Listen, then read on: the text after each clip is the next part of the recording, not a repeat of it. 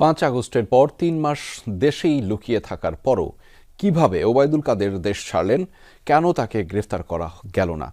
Police প্রধানকে তা 2 সপ্তাহের মধ্যে জানানোর আদেশ দিয়েছেন আন্তর্জাতিক অপরাধ ট্রাইব্যুনাল। যদিও স্বরাষ্ট্র উপদেষ্টা বলেছেন তিনি দেশেই আছেন এমন তথ্য সরকারের কাছেই ছিল না। জানা থাকলে অবশ্যই তাকে গ্রেফতার করা হতো।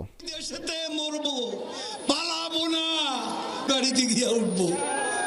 ঠিক আছে না, মির্জা ফখরুলের বাসা বা ঠাকুরগাঁওয়ের বাড়িতে ওঠেননি ওবায়দুল কাদের। এই বক্তব্য দেওয়ার 8 মাসের মাথায় ঠিকই পালিয়েছেন তিনি। ওবায়দুল কাদেরের বিরুদ্ধে হত্যা মামলাই হয়েছে কয়েক ডজন, আছে গ্রেফতারি পরোয়ানাও। সম্প্রতি সংবাদ মাধ্যমে খবর প্রকাশ হয় নভেম্বর পর্যন্ত দেশেই নাকি আত্মগোপনে ছিলেন তিনি। এ খবর আন্তর্জাতিক অপরাধ ট্রাইব্যুনালের নজরে আনে প্রসিকিউশন, যা আমলে নেয় ট্রাইব্যুনাল। 2 সপ্তাহের মধ্যে পুলিশ প্রধানের কাছে এর জবাব চেয়েছেন আদালত।